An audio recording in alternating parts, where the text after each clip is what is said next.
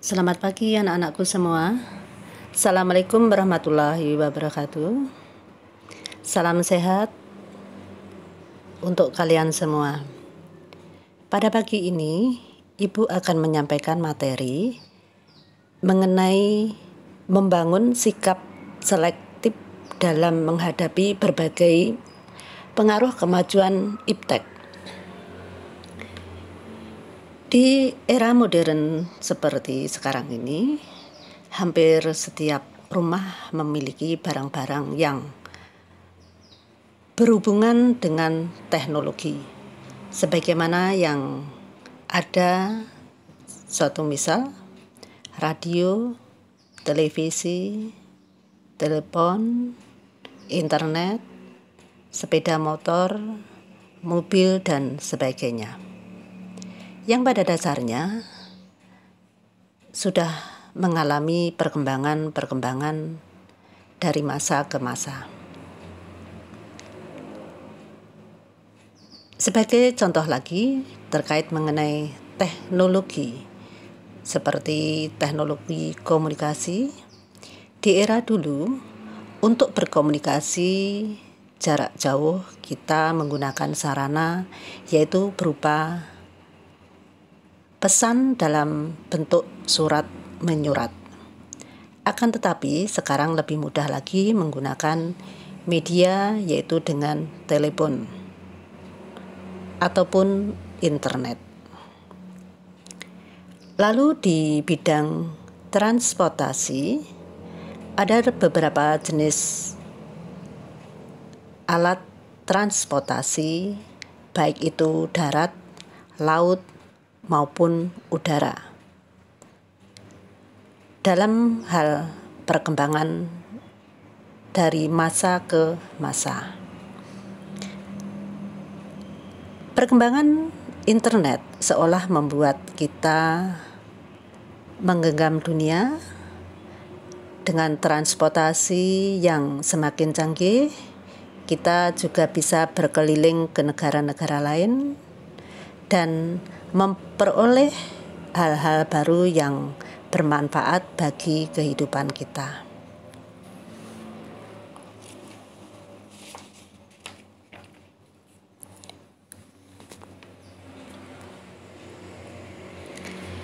Untuk materi ini akan disampaikan oleh Ibu Wuryaningtyas.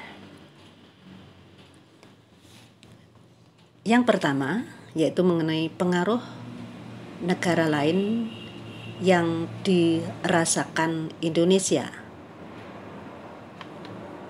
Berikut uraian mengenai pengaruh negara lain terhadap 5 dimensi kehidupan Indonesia, diantaranya yang pertama, aspek ideologi. Ideologi yang diterapkan di Indonesia adalah ideologi Pancasila. Namun, sebagai akibat kerjasama intens dengan berbagai negara, ideologi negara lain sedikit banyak mempengaruhi daripada ideologi daripada negara Indonesia. Di dalam kehidupan masyarakat yang cenderung ke arah kebebasan, seolah-olah bangsa Indonesia dibuat percaya bahwa hanya ideologi liberal saja yang dapat membawa kemajuan dan kemakmuran. Akan tetapi kita juga punya pandangan bahwa ideologi kita lah yang kemungkinan lebih pas atau lebih cocok, yaitu ideologi Pancasila. Lalu yang kedua atau B, adanya aspek politik.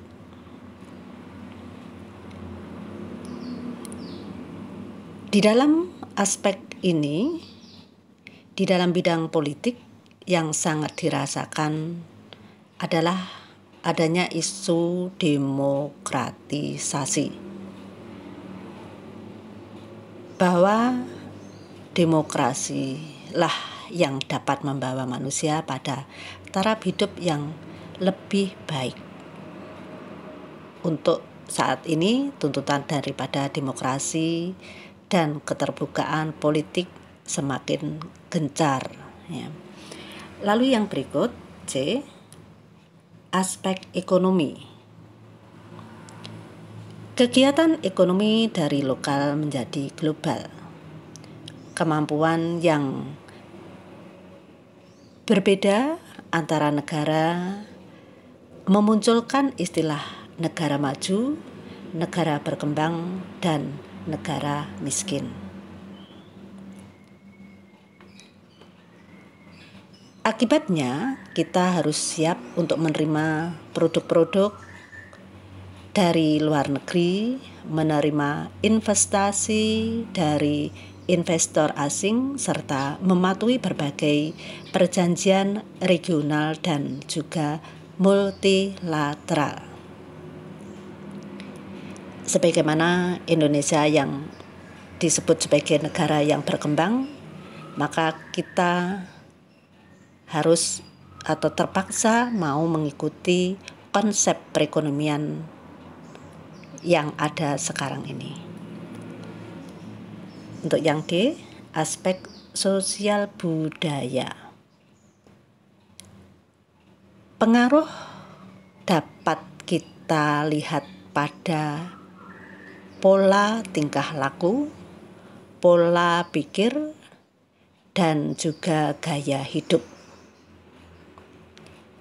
Sebagaimana sekarang ini banyak generasi muda yang cenderung bergaya hidup seperti orang barat. Jikapun ada yang tidak sepakat, akan dikatakan ketinggalan zaman. Mungkin itu ya, kata-kata atau ungkapan yang ada pada era sekarang. Mungkin mereka lupa bahwa mereka sendirilah yang telah melupakan jati diri daripada bangsa Indonesia. Karena kita punya budaya tersendiri yang sekiranya pantas untuk diterapkan di negara kita yang dikatakan sebagai bangsa Timur.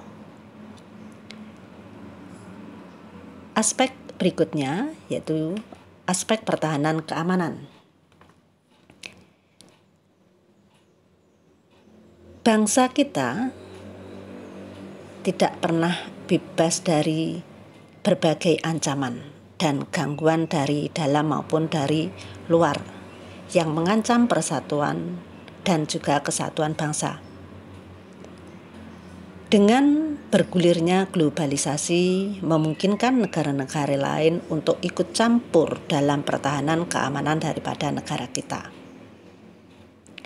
Campur tangan tersebut dilakukan dengan alasan untuk menegakkan daripada HAM, demokrasi, dan berbagai isu global lain.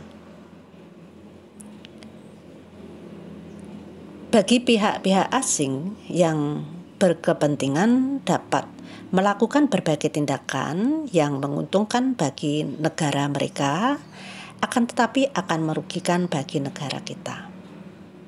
Nah, inilah yang merupakan ancaman bagi negara kita.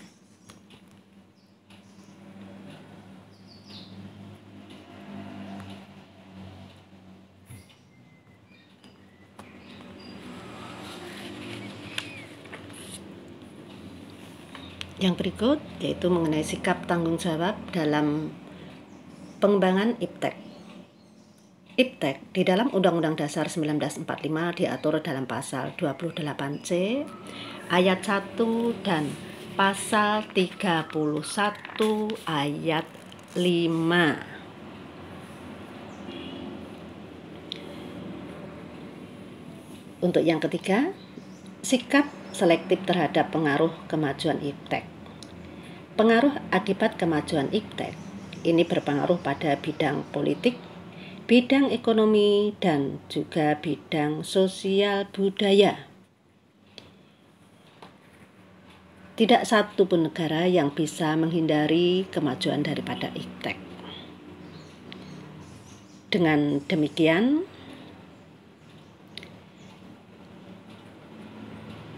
Perlu kita perhatikan mengenai nilai-nilai tersebut yang ada pada nilai Pancasila, karena Pancasila merupakan jiwa dan juga kepribadian bangsa. Pengaruh itu yang bisa mempengaruhi dalam ketiga bidang-bidang tersebut. Sesuai atau tidakkah dengan jiwa kepribadian daripada bangsa akan pengaruh-pengaruh tersebut. Lalu yang berikut,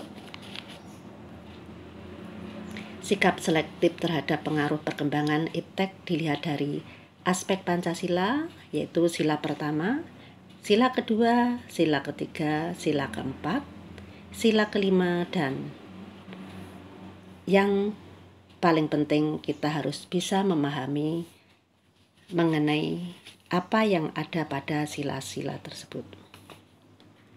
Untuk berikutnya, tugas untuk Anda, tolong ya, pelajari materi di LKS serta cari materi dari buku atau media yang lain yang relevan. Saya kira saya akhiri sampai di sini untuk pertemuan kita pada pagi ini.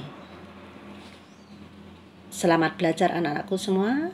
Terima kasih atas perhatiannya. Wassalamualaikum warahmatullahi wabarakatuh.